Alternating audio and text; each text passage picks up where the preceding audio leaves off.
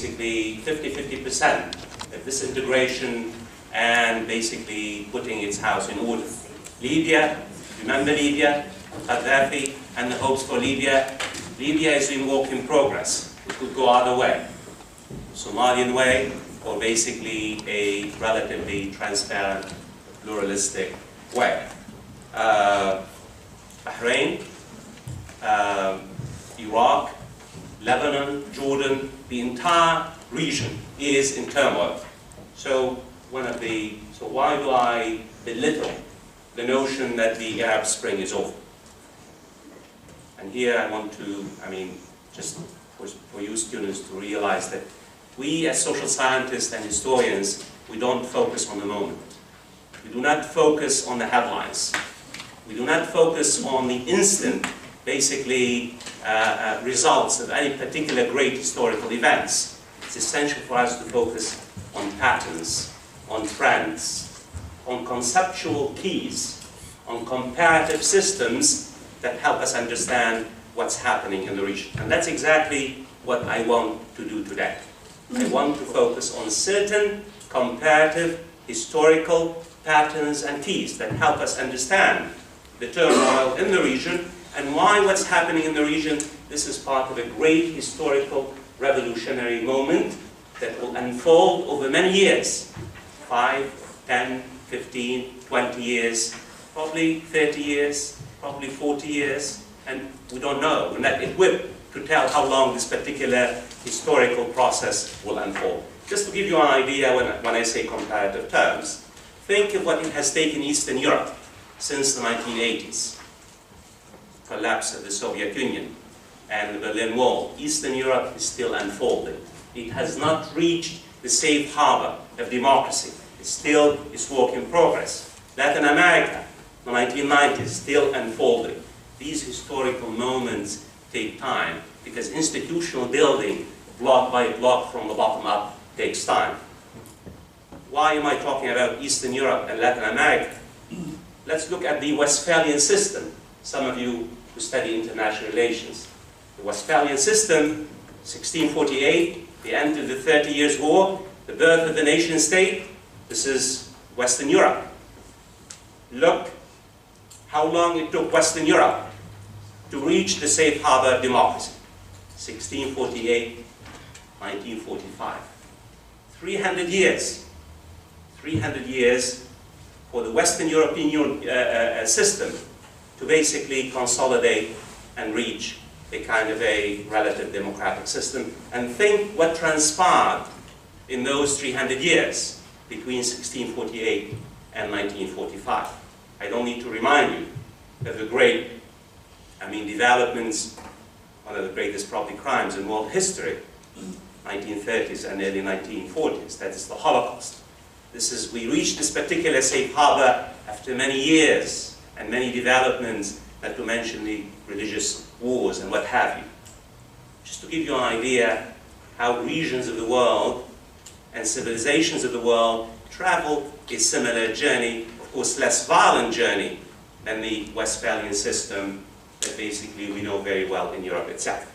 So what's happening in this part of the world? Why the turmoil continues and why the turmoil will continue for the next 1 or 2 or 3 decades. 4 or 5 conceptual keys and quickly. And remember please, I'm simplifying a great deal. And I hope during the question and answer, I'll try to answer any of the questions that you have. The first point I want to put on the table today is that what has happened in this part we call the modern Middle East, or the Arab Middle East, is what I call a psychological rupture. A psychological rupture has taken place in this part of the world. The old authoritarian system, remember what existed in the modern Middle East after the exit of colonialism from the region at the end of World War II and the late 1940s, basically the post-colonial state that replaced colonialism after the end of World War II was an authoritarian system, autocratic system based on the domination of the military. The man on the horseback has been the dominant political system in that part of the world from the late 1940s up to the present. I mean, think when we think of the Middle East. Syria, the Assad family has been in power for more than 40 years. Gaddafi of Libya, 42 years. The presidents of Yemen, Ali Abdullah Saleh, 39 years. Mubarak of Egypt, 1980, 81, 2012. This is what you're talking about. You're talking about, I mean, dictators who promised heaven initially before, after the exit of colonialism, and of course, what did they deliver? They delivered dust. They did not deliver democracy. They did not deliver bread. They did not deliver transparency. So what has happened in the last 3 years is a psychological rupture. People now feel empowered. They feel that they have really, agency is back.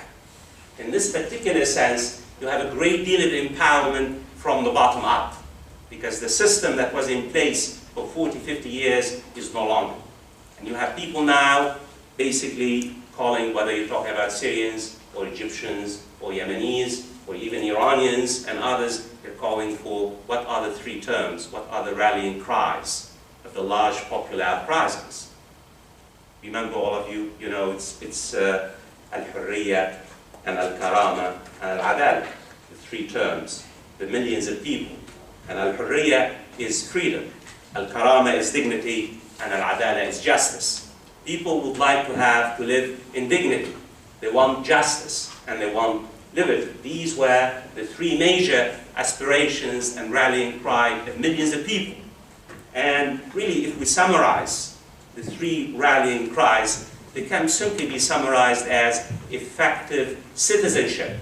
They want to be dignified citizenship. They want to live in dignity, they were not living in dignity for many years, because we know what the dictators did over many years.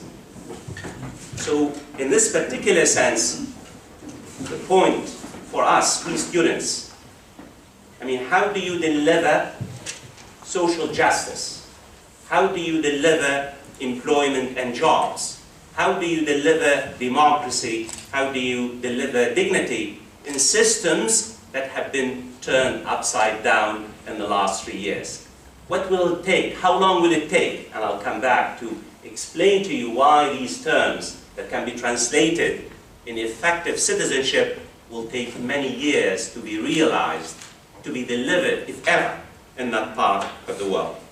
The second point I want to put on the table for you to think about, why what's happening, what's unfolding in the region is historical and complex and will take many years, is that we should not be surprised.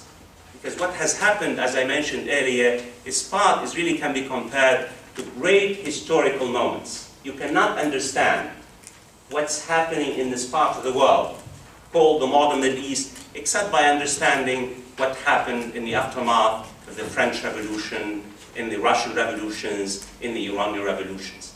Great historical moments, and what happens, and you know what happens in the aftermath of great revolutions. You know the multiple faces, the many faces of revolutions. You can read Shakespeare, and he tells you a great deal about what happens in the aftermath of revolutions. What I'm trying to say to you, students of humanities and economics and the social sciences, the old hegemony is over. What do I mean by hegemony? The domination of the dictators, of the man on the horseback, is gone. And there's no new hegemony that has replaced the old order. No new legitimacy. The system is a huge deal of vacuum of authorities. Because the system, the old system, is basically has collapsed. And the new system is being basically, people, groups, social movements are basically fighting in order to bring about a new system. So what you have is a huge vacuum of authority. What you have is a huge vacuum of hegemony. And unless, what I'm trying to say to you, unless institutions are put in place block by block, the fights will continue.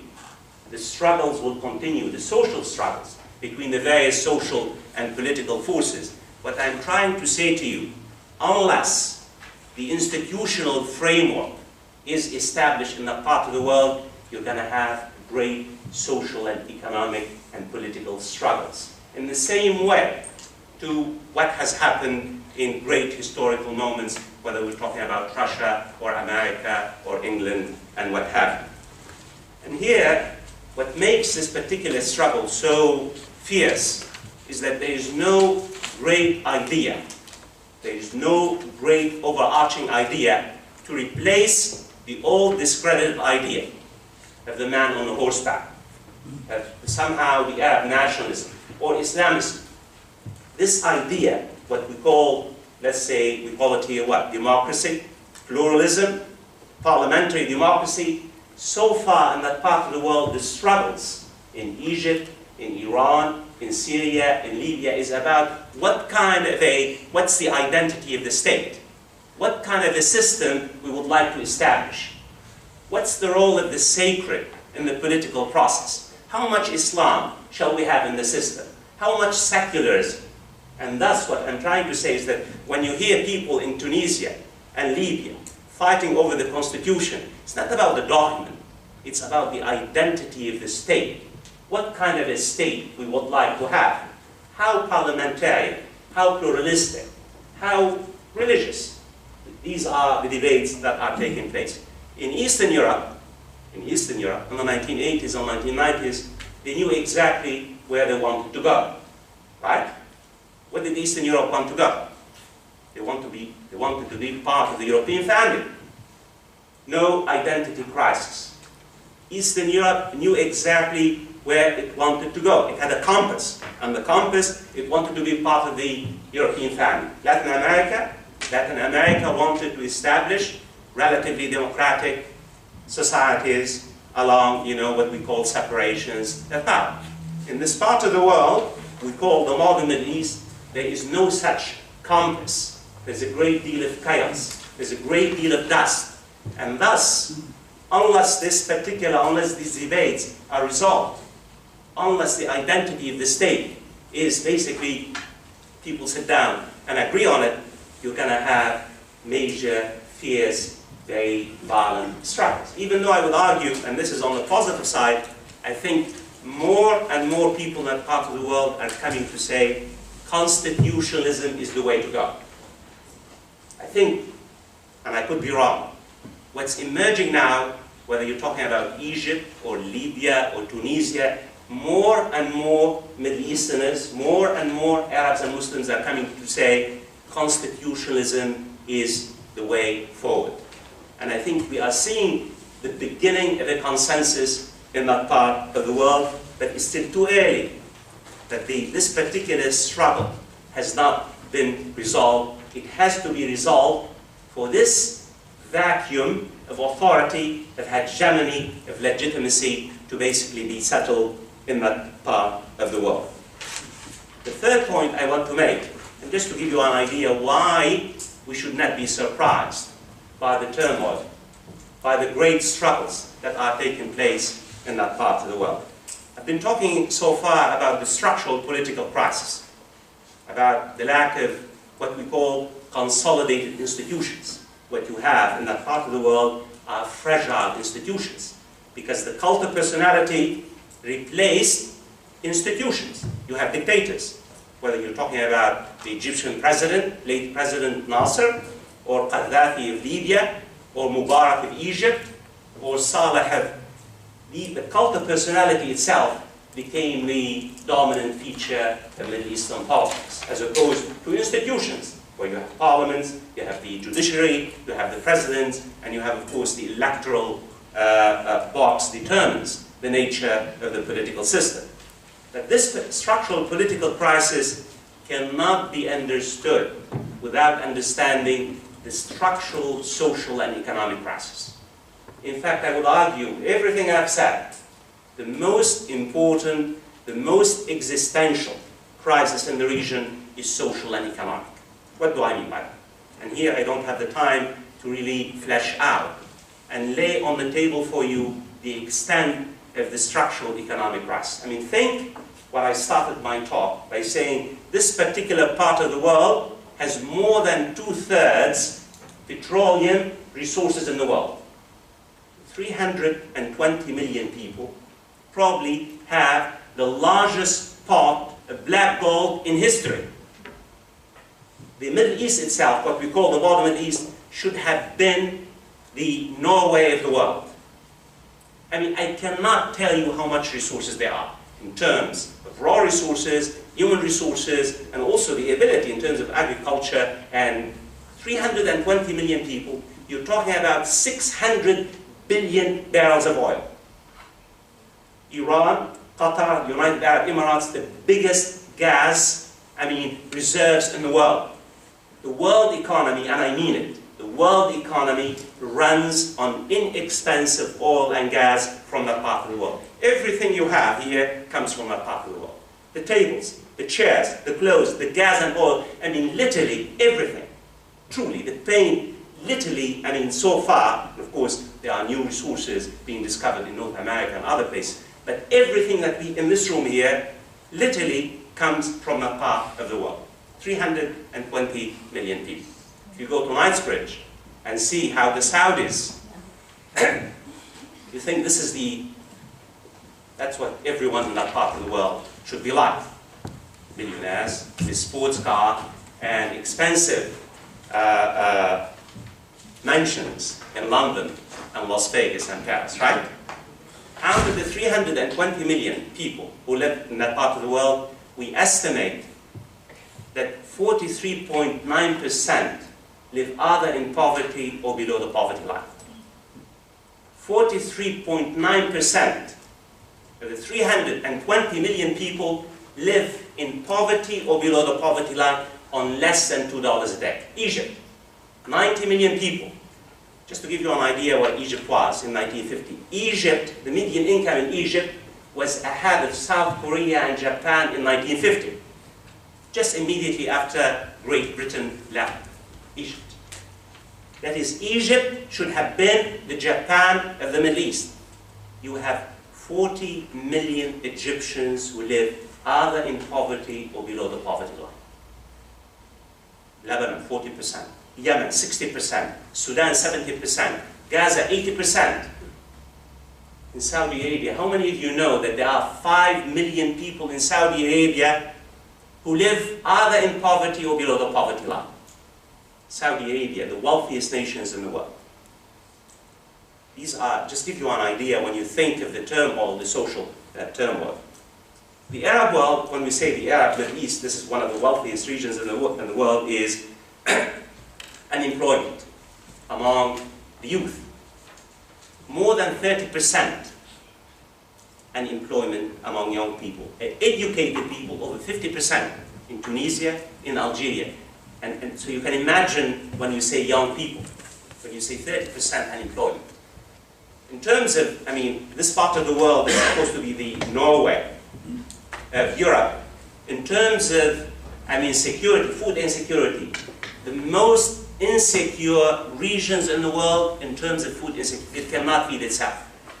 Sudan should be the breadbasket of the entire Arab and North Africa. Directly. The least secure, it's not one, the least secure regions in terms of food. It basically imports between 80 and 90% of its grain. It lives actually on wheats in Utah and Australia and French, Egypt and the rest, including Sudan itself.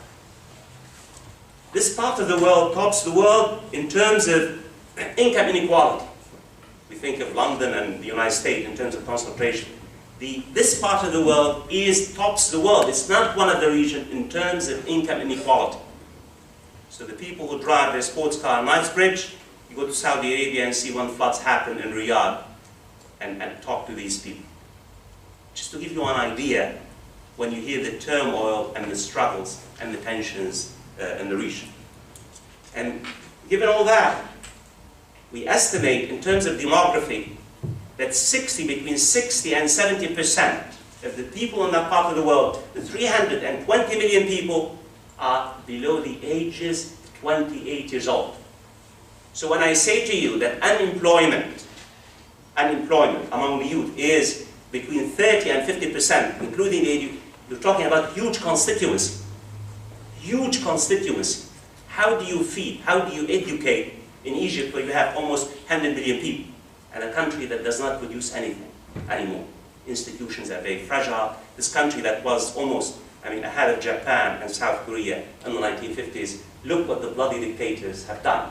This is not a question of culture or anything. It's a question of governance, governance, governance. We have to understand what has happened between the 1950s and the present to understand why, how, just to give you an idea, clear idea for you students to understand, there are many wealthy people in that part of the world because there's tons of raw resources, but the entire populations have been pauperized, literally, systematically pauperized over the last 40 years. As a result, in fact, some of you might find this, the Middle East today now is below Africa in terms of economic and social measures.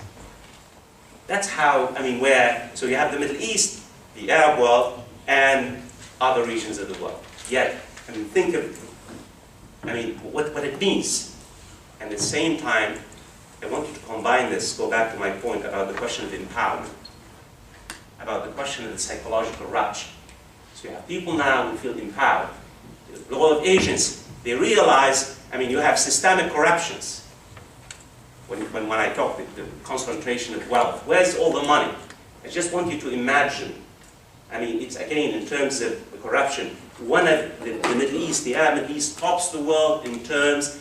Corruption is not about 10% or 20%. It's systemic.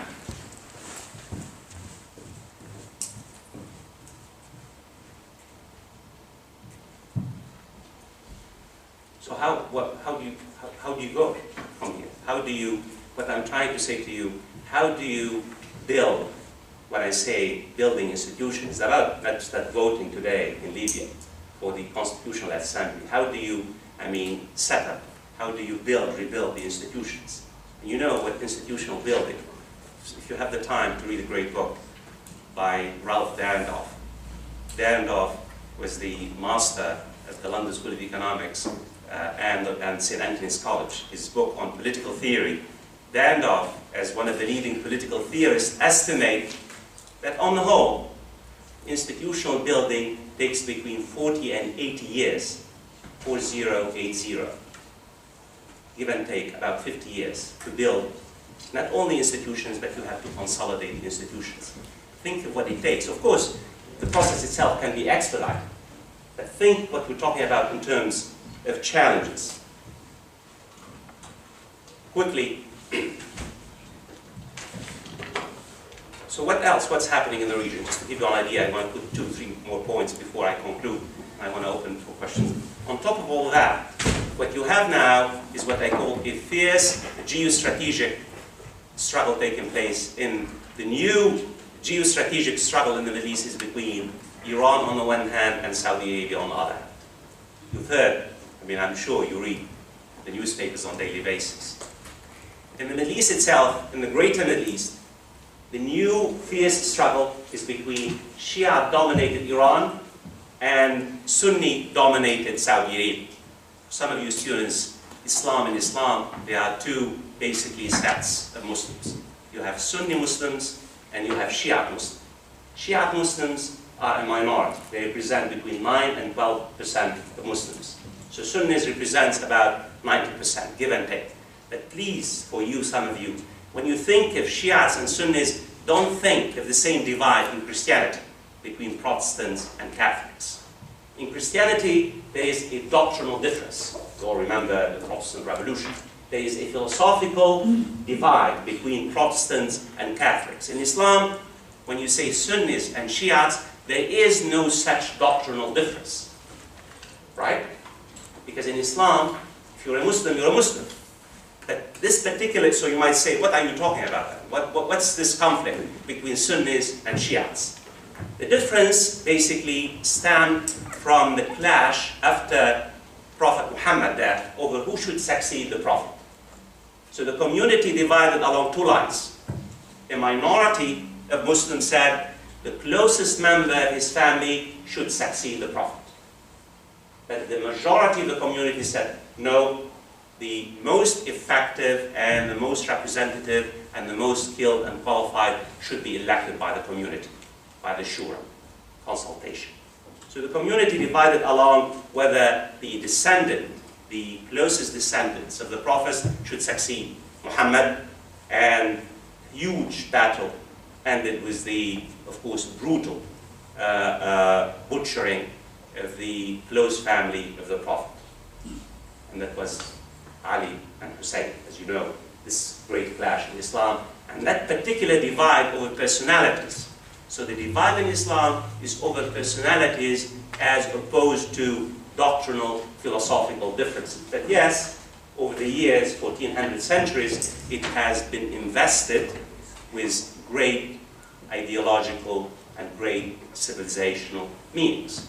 And now, I mean, this particular struggle between Saudi Arabia, when I say to you Saudi Arabia has a great deal of symbolism and resonance. It's where Muhammad was born. It's the place where Mecca and Medina, the two greatest, holy places in Islam. And Iran is the most important Shiite state in the Muslim world. This particular clash between Iran and Saudi Arabia and the Gulf is not really about religion. It's about domination in the Gulf.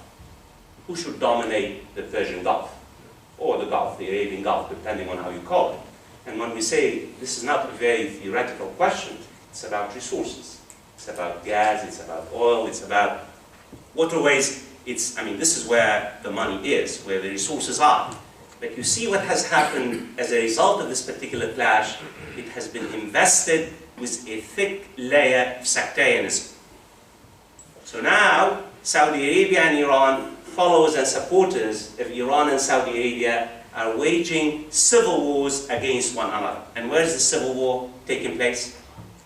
Where do you think the civil war taking place? Syria. So Syria, I started my talk by saying a large popular uprising in the rest of the region, including Syria. But what has happened in Syria in the last 2 years, is basically now multiple conflicts collapse in one. And now Syria has descended into all-out civil war. So it's between the Sunnis, who are a majority in Syria. The Sunnis in Syria represent about 70%, and the Alawites, the Shiites, represent about 15%. So this conflict inside Syria now has taken on sectarian meanings and connotations, and Saudi Arabia and Iran are waging wars by proxies in Syria itself. And this conflict is spreading like wildfires, spreading into Lebanon, spreading into Jordan, spreading into Iraq. It's really poisoning the veins of Middle Eastern politics. What used to be hopes and aspirations now is basically killing fields, suicide bombs, car bombs, massacres. It's a bloodbath. You know, you watch it and you read it on a daily basis. It's truly a bloodbath. And what's more important, to come back, another point I want to highlight, is that on top of this sectarian geostrategic struggle that's taking place, you have a new jihadi current. You have a new jihadi current that has been imposed on top of this particular conflict. And this is between Al-Qaeda, right? Al-Qaeda, which is a hyper-Sunni faction, and it promotes itself, it packages itself, it's defending the Sunnis against the Shiites and against, the infidels.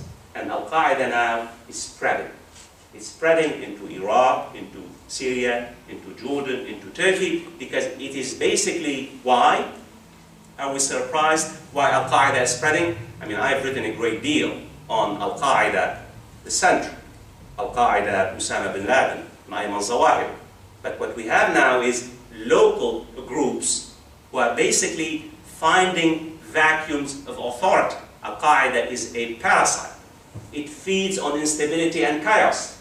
And there's a great deal of chaos and instability, right? Institutions are not in place. The security apparatus basically are fragile. You don't have any kind of hegemony established. You have civil wars. No wonder why. You have Al-Qaeda in Iraq. You have the Islamic State in Iraq. You have Al-Nusra Front. You have Al-Shabaab in Somalia. Literally, in Libya, in Yemen, Al-Qaeda in the Arabian Peninsula. So when you think, when you hear reports and you read, and you say, what's happening? Why Al-Qaeda? This was supposed to be a great moment of hope. Why Al-Qaeda is spreading in the region? We should not be surprised. Because this transitional period, this particular moment of chaos, of instability, this moment of vacuum of authority, as long there is a vacuum, as long there is no hegemony established to replace the old hegemony, we expect all kinds of social parasites. Whether you're talking about the Assad family, whether you're talking about various Al-Qaeda and extremist groups, to basically try to fill these vacuums of authorities. They have a space.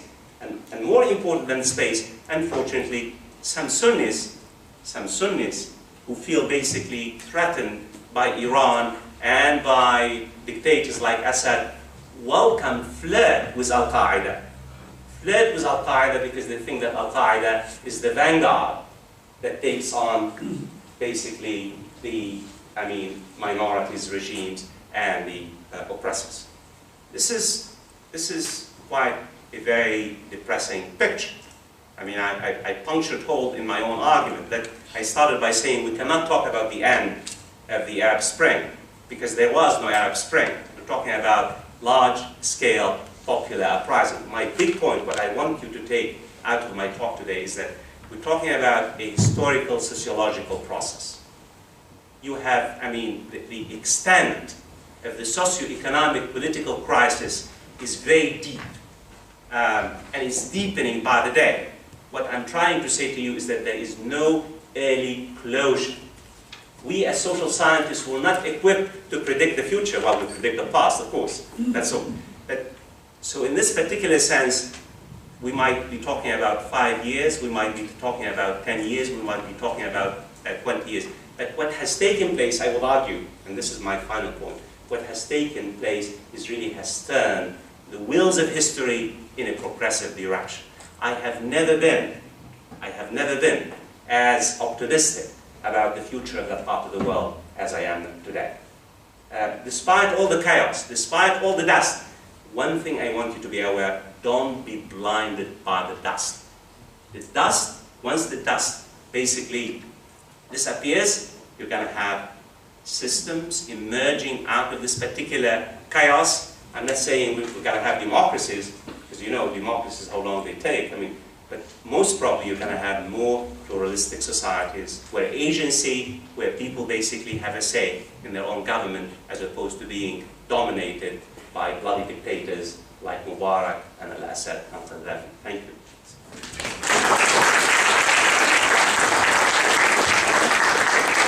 Thank you very much for your inspiring and comprehensive lecture.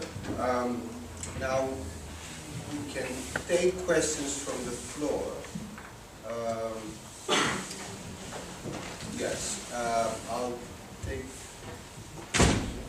I think you speak it up first. Professor, in this whole context, you mentioned two very important. Would you like to introduce yourself, where you're coming from? So sure. My name is Mohammed Keshaji. I'm a writer on conflict resolution, particularly alternative forms of dispute resolution. Right. I've written a book on it, but I'm also a student of this place. You mentioned two important points. One was you showed a lot of hope, and you spoke of constitutionalism. But could you give your take on why does the present expression of grievance take the form of we want the Sharia to come back? Why is it in that particular frame? And yet, when people are asking for things, they're asking for social justice, they're asking for transparency, they're asking for... Well, how do you reconcile the two?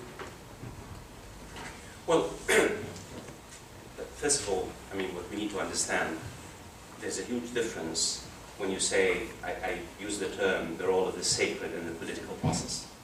I think I would say, if you look at Europe itself in the early part of the 20th century, the Christian Democrats and what have you, there was a great deal of debate in Europe itself on the role of the sacred in the political process. This does not mean that these people are calling for a measure of religion, of identity. When we say really Islam, we're talking about identity.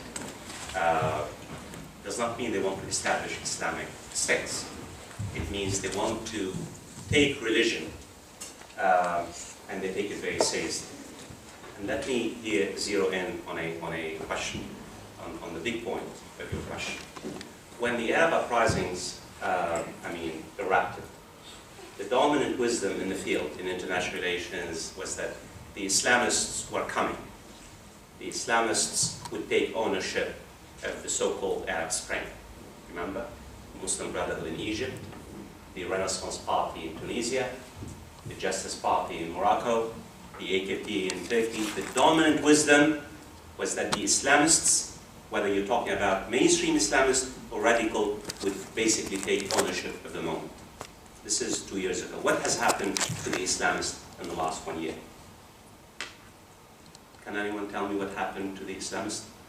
They have fallen like ripe fruits in almost every single country. Millions of Egyptians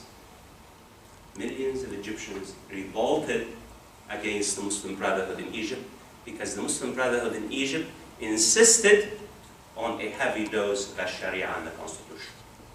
Yes, the military came to power in Egypt because the military realized that millions of Egyptians were really terrified that the Islamists in Egypt were changing the identity of the state. You remember what I said earlier, that the big debates in the region is not about basically, the Muslim Brotherhood and General Sisi, the military man. It's about what kind of a state, the identity of the state itself.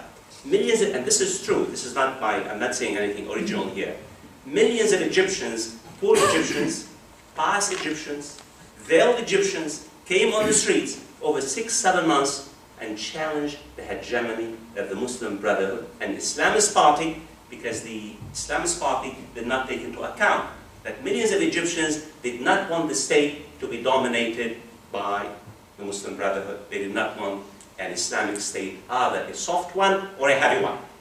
And of course, the military used the millions of Egyptians, climbed on the shoulders of the protest, and returned to politics. In Tunisia, you remember the Renaissance Party? They won a huge majority. Rashid Ghannouchi, the name probably does not mean anything to you. Rashid Ghannouchi lived in London here for 20 years in exile. He is the leader of the Renaissance Party in Tunisia. It's an Islamist party. And for some of you students, when we say an Islamist is a religious activist who would like to establish a state based on Islamic law. So they want to create, it's not based on democracy, it's not based on secularism, it's based on Islamic law. And most of the parties, basically their foundation, their constitution, based on an element of Sharia. So what did Ghannouchi? He thought, like the Muslim Brotherhood, it could really change the identity of the relatively secular state in Tunisia. Ghannouchi and the Islamists, who won a great majority, realized that millions of Tunisians did not vote for the Renaissance Party to establish an Islamic state. Guess what happened to the Renaissance Party? They're out of the power now. Back a coalition of secular. What I'm trying to say to you is that, yes, there is a sizable segment of people in that part of the world who still basically believe their identity is located, is based, on the sacred. That the overwhelming, and this is really a discovery for all of us, most of us thought that the Islamists, the religious activists, are the dominant basically segment in society. Far from. In fact, the dominant majorities in that part of the world, even though they're pious, when you see them praying and veiled, does not mean they are Islamists. There's a big difference between a pious Muslim and an Islamist. And Egypt itself is a testament to the fact that while Egyptians are pious, they want their constitution to be a neutral constitution. And that's why, a constitution based on the separation of power. I'm not suggesting that they want liberal democracy, that's not what I'm saying. But they want a state based basically on transparency, on pluralism, on the separation of power. And to my mind, myself as a secularist, this is a good beginning.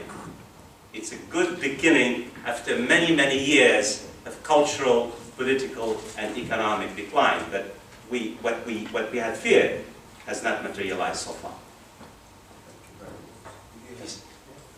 My name is Saad Squeezy, and I'm a British citizen with Moroccan roots. My question is really about Turkey.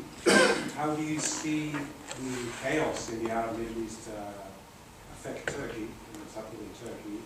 And also, how do you see the Turkish model, the AKP model from the Ataturk model, influencing the development of the institutions in Thank you. I mean, just the two questions are really related to one another.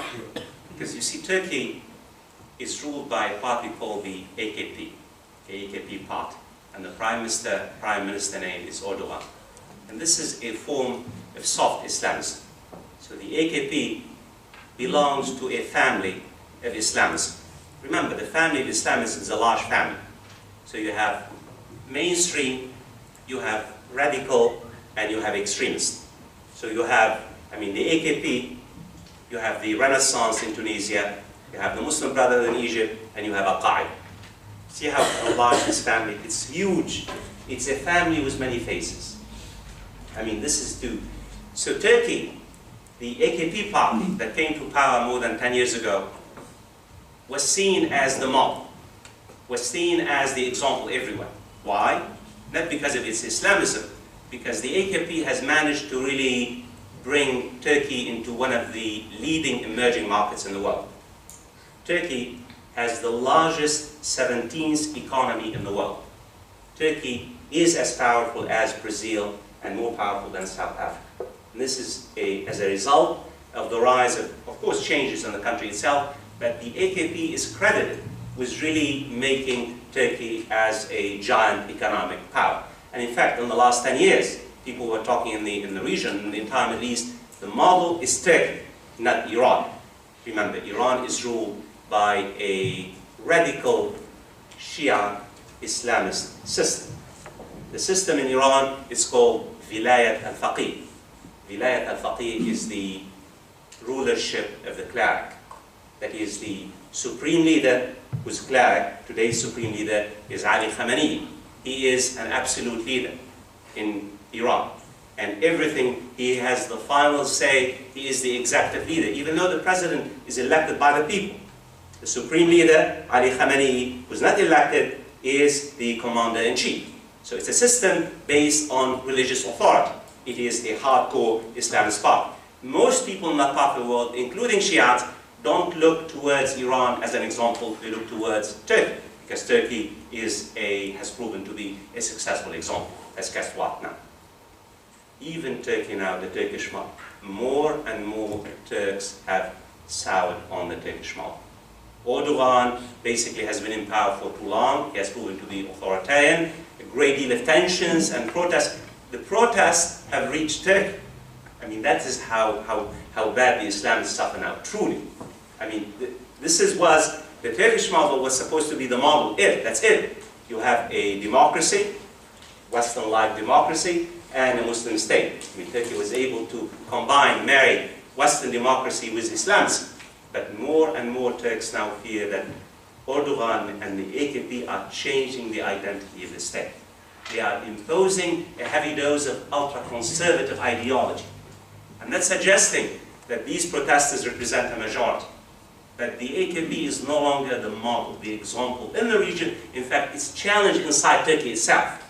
Not on economic, even though many Turks give credit to the AKP. They believe that they fear that their personal freedoms, they believe that their constitution, they believe that their way of life is being changed inside Turkey itself. Just listen to the news on a daily basis in Turkey and see this great debate and struggle that's taking place in Turkey. And this is a testament to the fact that the Islamists, this is really one of the lowest points in the history of the Islamists. Even though the received wisdom was that the Islamists would take ownership of this particular moment and the entire region would follow the Iranian example. On the contrary, it seems to me that the Islamists really have discovered how difficult it is to impose their agenda on the people in the region. Hi, Doug, I'm an administrator at UAL, I'm a history student. I was going to ask how you think these large-scale popular uprisings in the Middle East have been affected by, and whether they've been accelerated by the internet and social media and what that has had to play in these uprisings. I mean, you know, as much as I do, when the uprisings broke out, there was a great deal of interest and coverage of the internet, the online, the Facebook, and I mean, yes, to a certain extent, but I can tell you from personal experience, few people in the Middle East can afford the internet. I can tell you from, I mean, when I travel in the Middle East, it takes me an hour or two to find an internet. And it's expensive. It's expensive for me, and you can imagine how expensive for the average people. It's a very tiny, small community that uses the internet. Even more people use the telephone. If you really want to understand, it's the new media. If there is, I mean, if one of you really want to do a great thesis, it's really called Al Jazeera effect. It's Al Jazeera is much more powerful than any kind of, you know, technology online that exists in that part of the world. Why? Because Al Jazeera connects the hamlets and the towns and the villages, even the tiniest, smallest village in Libya. Let's say there's one television station. So you have the entire village community goes and watches television at night in that particular household. So, in fact, in Libya and Tunisia, they were saying, thank you, Al Jazeera. Thank you, Al Jazeera, for connecting these people together. Every time Al Jazeera, a particular program, 50, 60 million people watches Al Jazeera on average, in terms of the community. This is really the new media. Truly, you cannot understand what has happened and why the people were connected with each other in that part of the world, except by understanding the role of Al Jazeera. Unfortunately for Al Jazeera now is basically has become part of the, I mean, not only debates, but Al Jazeera is an instrument of war. It has really plunged into the various, I mean, because Al Jazeera, as you know, is owned by Qatar, and Qatar has its own foreign policy agenda. So Qatar, in many ways, has become the spearhead of basically resistance, opposition, ways to dislodge its own government. So, so in many ways, Al Jazeera's role has been, on the whole, I would say, positive, very progressive. Unfortunately, for Al Jazeera, it has, for a variety of political reasons now, it has become an arm of certain governments. It really has lost a great deal of credibility because of its coverage and because of its siding with one particular camp against, because of the civil wars that have taken place in the region. But to answer your question directly, it was not the internet, it was really the new media, basically represented by Al Jazeera and the various television stations in the region. Because remember also, you're talking about in Egypt, 60% of the population are illiterate. So what you have is television, it's not just in America where people watch, I mean, majority of Americans take their news from television. In the Arab world, you're talking about, I mean, 70, 80%. But the people diet comes from, I mean, television stations. And this is why the new media are so important. There was a question. Any other question? Come on, I want to see my Please. student. Yes. I'm a student of UL. I'm sorry for the question I'm going to ask you covered in my absence. You talked about civil war in Syria. I would like to know where we've had civil wars in countries like Libya and Iraq.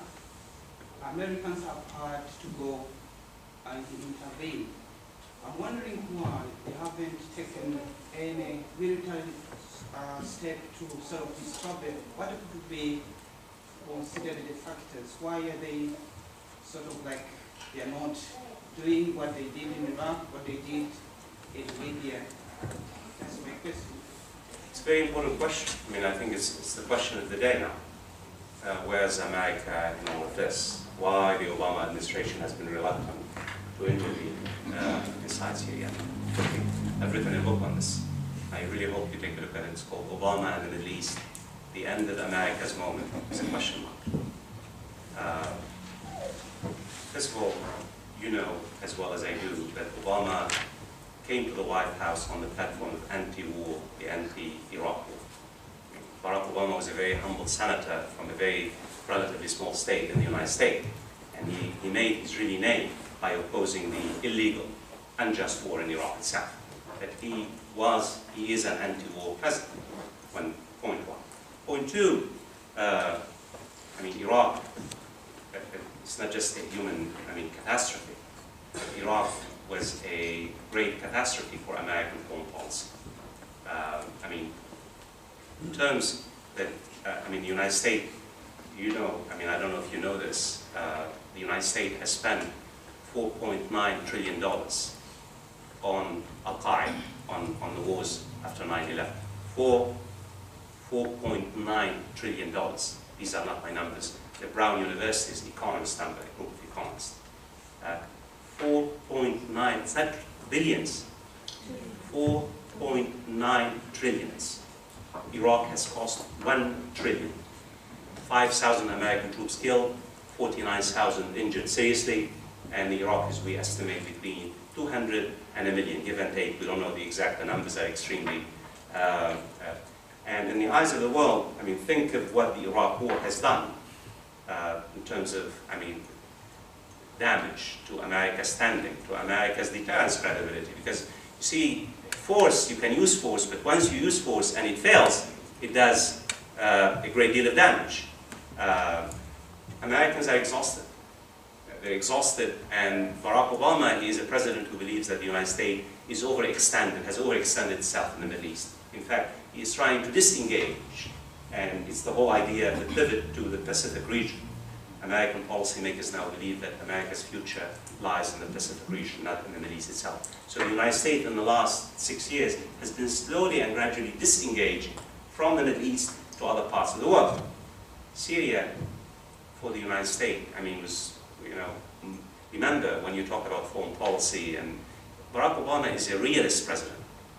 He basically views the world in terms of interests, not in terms of question of morality and question of liberalism. To him, are American interests involved in Syria?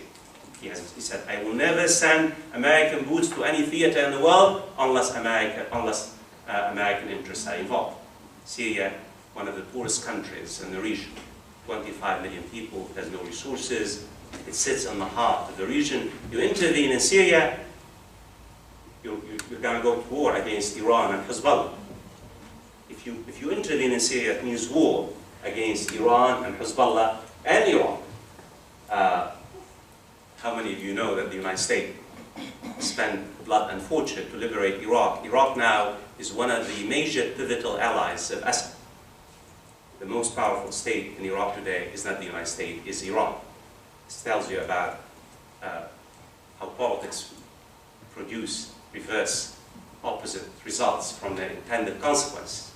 So for a variety of reasons, Barack Obama looks at Syria and says, how can I go? How can I intervene directly? Because first of all, I am exhausted. The American economy is in a dismal shape. Americans have no stomach to intervene militarily. There is no Security Council.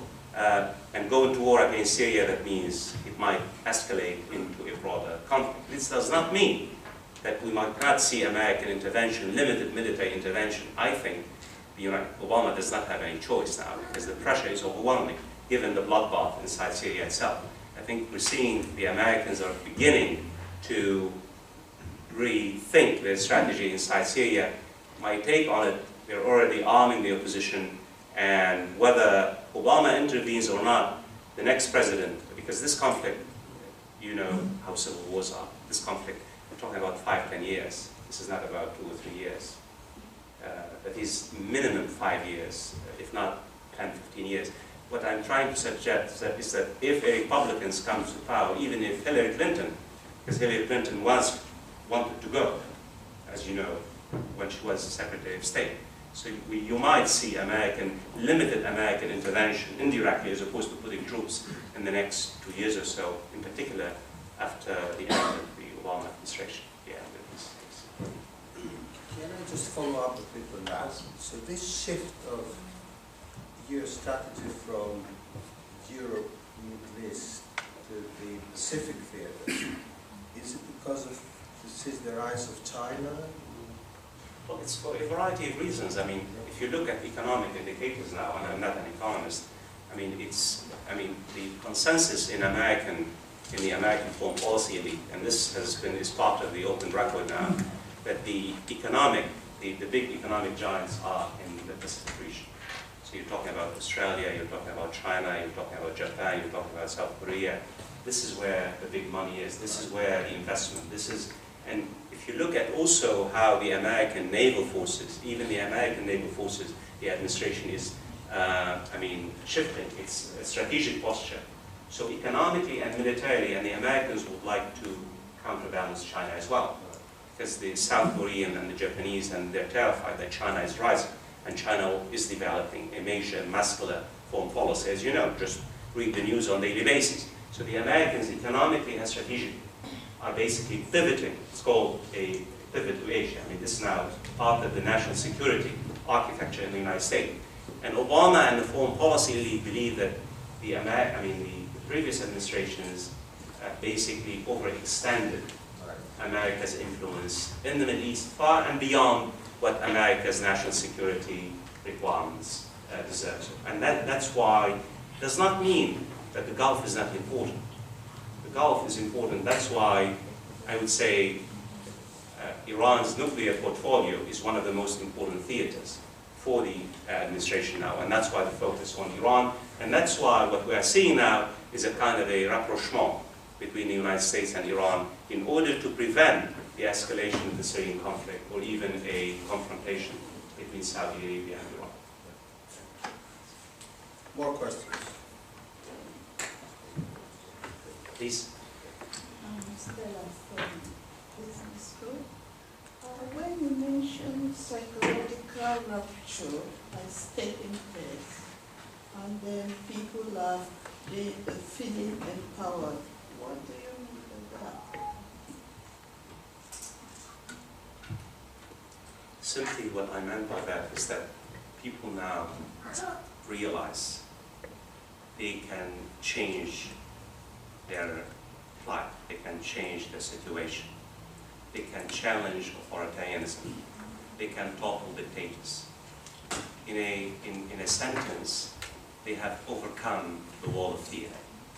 The whole idea of the military-industrial complex, the whole idea of the security apparatus. I mean, think of it when they think of Mubarak of Egypt.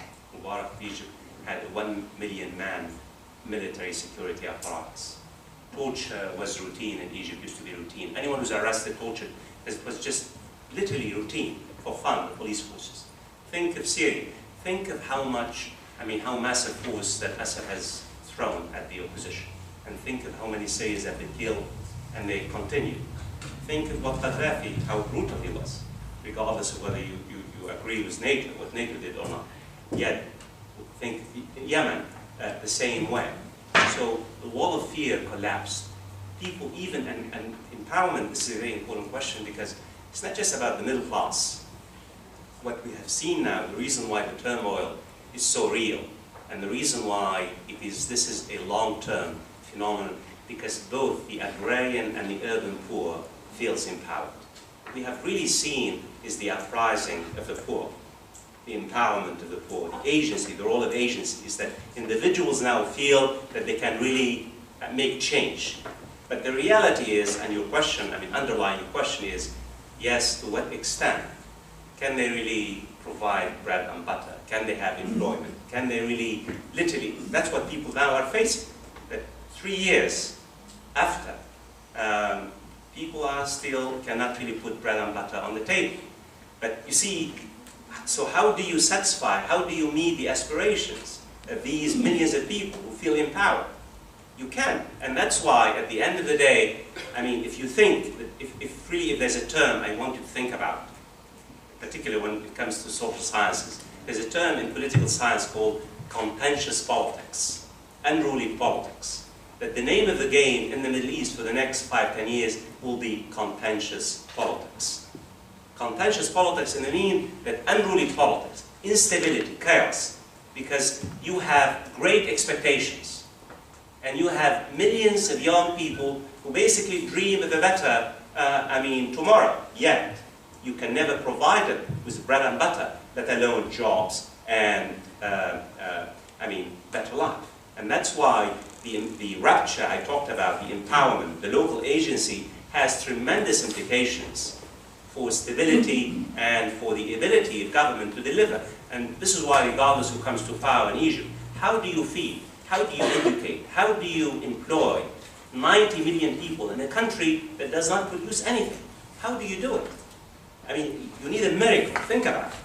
And that's why, whether it was the Muslim Brotherhood or whether it's the military, and remember my words, and I hope I'm wrong, in 2-3 years, the military will discover that they cannot deliver the promises. And you might have, I mean, more and more turmoil in Egypt as a result of the inability of the military to deliver the goods, given the structural, economic, and social crisis in these countries. You just said that there's Middle East is below Africa. You have just mentioned that. I was not clear.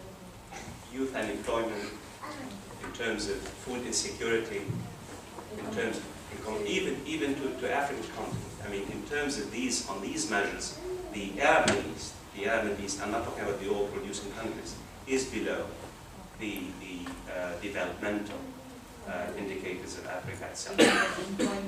Even employment among the youth, educated youth. This is one of the most, and given also the demography in the region itself, because the largest constituency in the region is below the ages, I mean, you're talking about 60–70%, below the ages of 28 years old. So when you have unemployment, in Tunisia it's 50% unemployment, among 50% in North Africa. This is how bad it is. In Morocco, you know exactly the poverty, the extent of poverty in Morocco in particular, in the countryside, in the agrarian side. So this complicates, because poverty, in particular, because the educated youth have different expectations. They are also, even the ones who are semi-educated, they can, and you know, these are the ages groups which have led the revolutions, the uprisings in every region. But I can send you some, in my book, the one that you mentioned, called The Middle East, there's 3 articles by 3 economists. The first 3 chapters, please take a look at it, in which his name is Professor Kadri, in which has all the data and measures, compares the Middle East to Africa and shows that the Middle East is below Africa in many economic indicators and measures. So the book is by Cambridge University Press, just came out a few weeks ago. It's called The Middle East. This is a flyer. This discount flyer is around. I'll take a last question. Yeah, this lady there. Hello, my name is Maria Colson. I'm a first-year student in business school. My question is around the large-scale popular uprisings and how other Islamic led countries globally, how are they perceiving what is taking place in the Middle East? For example, Malaysia, where it seems to be working very well for them. How do they perceive what's happening in the Middle East? Does it affect them at all? Well, I mean, it's an excellent, because I mean, here you have 2 examples where Indonesia and Malaysia are relatively functioning political and economic systems. In fact, Indonesia and Malaysia don't suffer from the same political ills that the Arab Middle East does. And it tells you a great deal about the crisis of governance. We're talking about governance. They did not have the dictators that, of course, Indonesia made the transition in the 1990s, where Malaysia, so it's entirely, and this tells you the reason why your question is, again, very, not being patronizing. Because when we think, you see, it's very easy for us to look at the Arab Middle East and say, culture, culture, culture. Because some culturalists, this is the easy way out. If you say it's culture, there's no reason to talk about it. You can shut the shop and go home. If it's all about culture, if it's Muslims, Muslim, why should we? You see what I'm saying? But, I mean, the indicators, we look at the region in various parts and we realize it's not culture. Turkey is a Muslim nation, ruled by a soft Islamist party, has one of the largest economies in the world. Indonesia is rising very fast. Malaysia is a decent example. It's not there yet, so this tells you about the importance of governance. And we as social scientists, we need to focus on real indicators as opposed to use the word culture and really use it as becomes any explanation that explains everything, explains nothing in a way. And that's what the word culture, because many people say, why are we discussing that part of the world? It doesn't matter, it's all about culture. They will always be who they are because it's something, a rotten gene out there.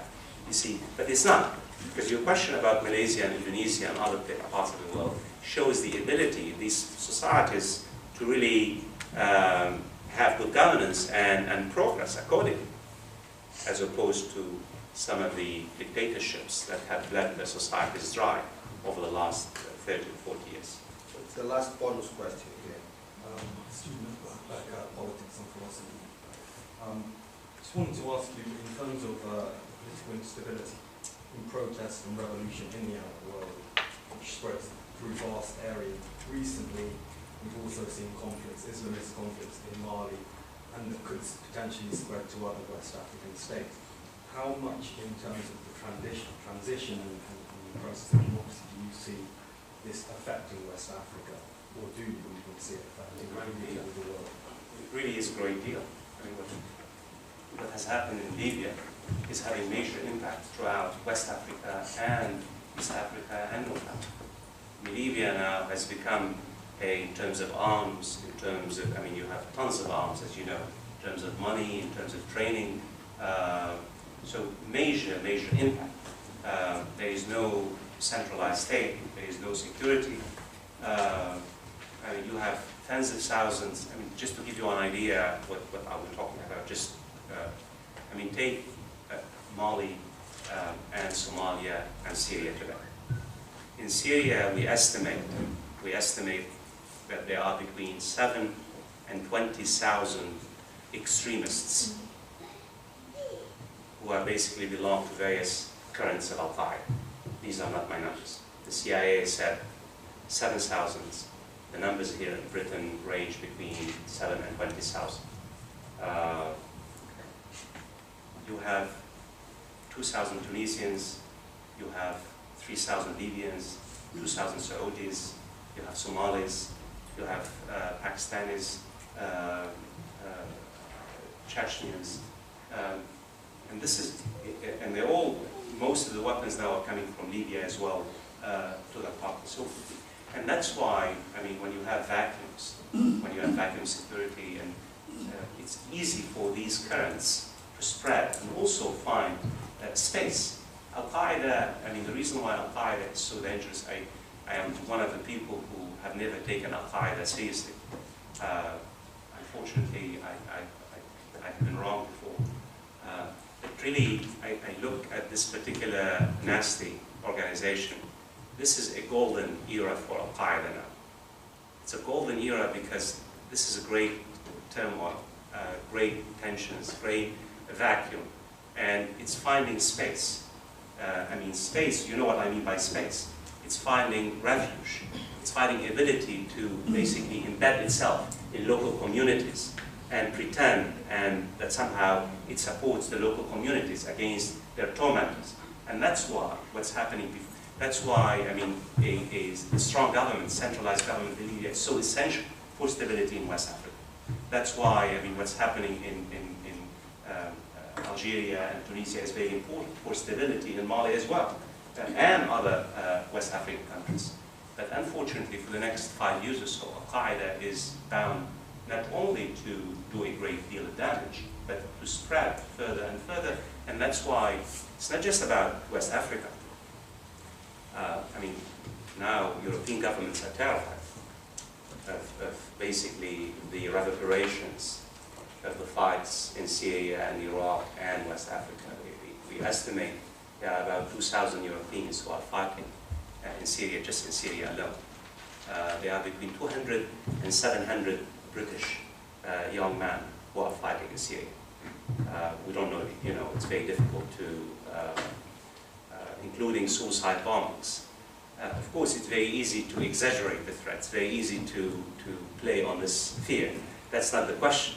But it's not just, I mean, even European security agencies are terrified about the potential costs, the potential, because radicalization affects all of us. I mean, you put any one of us in such a situation, and in terms of brain, I mean, and in terms of killings, and in terms of violence, and basically mutation happens. Not because wars change people, change societies. And when you have tens of, you know what happened in Afghanistan between the 1980s and the implications. And that's why, what's happening in the region, in the Arab world and in North Africa, really affects security both in West Africa and in Europe itself because of the proximity between Europe and the region. Fawaz, thank you very much.